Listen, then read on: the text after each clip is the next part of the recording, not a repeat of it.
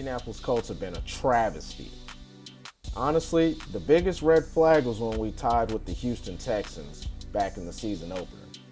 The Houston Texans at that time and still today are projected to have one of the worst records in the entire NFL, if not the total worst. I mean, right now the Houston Texans are 1-12-1, riding an excellent 9-game losing streak. We then followed that with another divisional loss against the Jaguars in which we got shut out 24-0. We then beat the Kansas City Chiefs. So after starting 0-2, losing to below average football teams, we thought, okay, well, maybe the Colts are back. Let's do this. Maybe we are legit. The Kansas City Chiefs, who are still to this day one of the best NFL teams, hey, we just beat them. But then we lose another divisional against the Titans, putting us 0-3 in our division. But we do rebound again in a very ugly Thursday night game against the Broncos, and then our get-back game against the Jaguars. And at that point, we're sitting at 3-2-1, and I'm thinking, okay, maybe we're not out just yet. Maybe we might not be Super Bowl contenders, but hey, maybe we can continue to build and work together and put together a solid playoff run. Well, that didn't happen. We then lose 7 out of our next 8 games, including a game where we give up 54 points, which is, by the way, very rare in the NFL to score 50 plus. But we give up 54 points and we lose by almost 40 to the Cowboys, and most recently blow a 33-0 lead this past Saturday against the Minnesota Vikings. Now, I'll keep it real. I haven't felt this level of frustration watching the Indianapolis Colts in a very long time.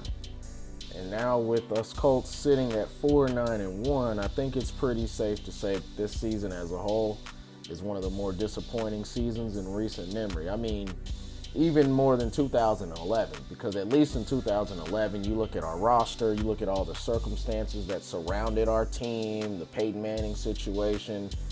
I mean, we knew what was up, and everybody expected us to be one of the worst teams in the NFL that year. We expected that. Now, this season in particular, the Colts fan base, we've expected to compete for a Super Bowl. I'm gonna be honest, I was literally expecting a Super Bowl run this year in 2022. We got rid of Carson Wentz after one season under the helm, thinking that he was the weak link, and clearly the grass was not greener with Matt Ryan.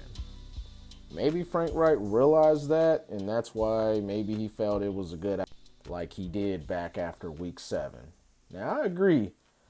Matt Ryan was playing pretty horrible the first stint before the benching, but when you bench him for a second-year QB who was drafted in the 6th round with 0 starts, you're probably asking to get fired. And presumably, Sam Ehlinger looked horrible. We looked worse as a whole offensively.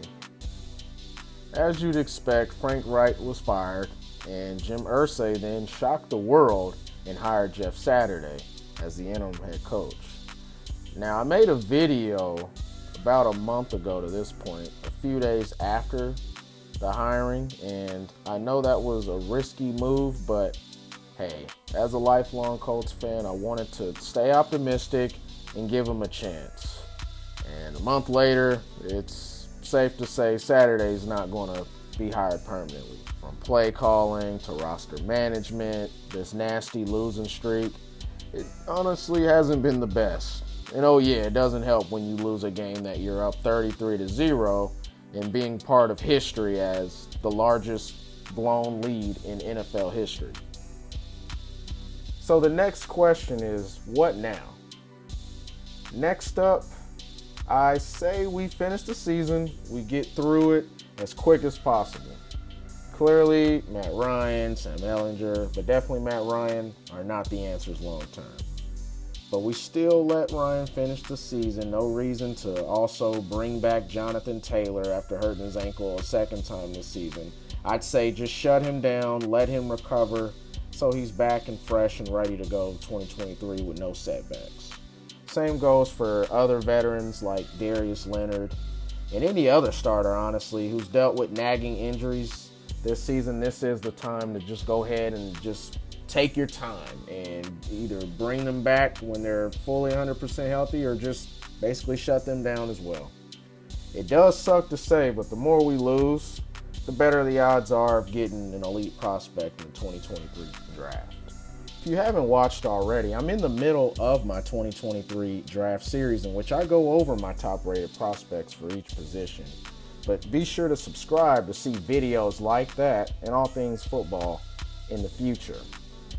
But all in all, 2022 has been a big disappointment with the Indianapolis Colts, but I do have faith in our owner and our management team to get us back on track. So I'm going to continue to be optimistic for the future and just call this season a wash.